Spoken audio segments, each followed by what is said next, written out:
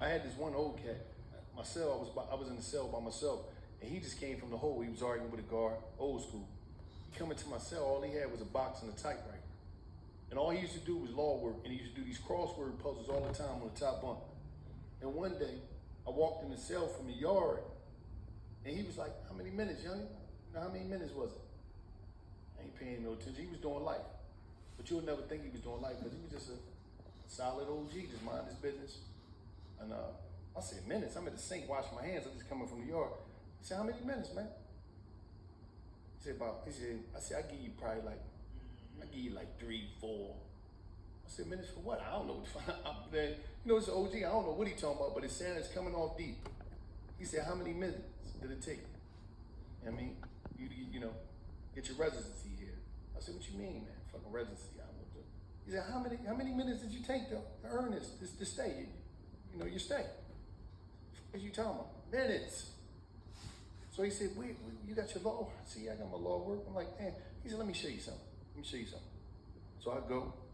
He said, "Where your case?" I show him my case. He said, "Okay, you see these two?"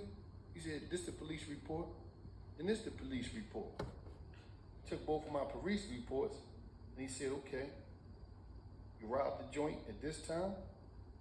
They say you was in there that long. Or you robbed this joint for this time. They say you was in there that long."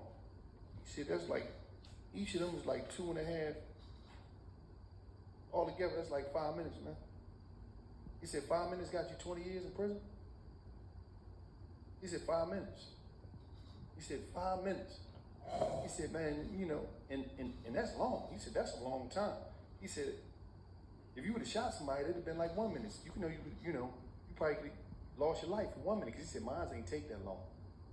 You see what I'm saying? He said, "I stabbed him, motherfucker, man. It wasn't even no, I don't know how long it was. It wasn't no minute."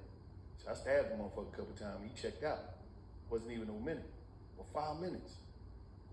So I said, "Damn, let's jump back on the bed." Kept doing his crossword puzzles.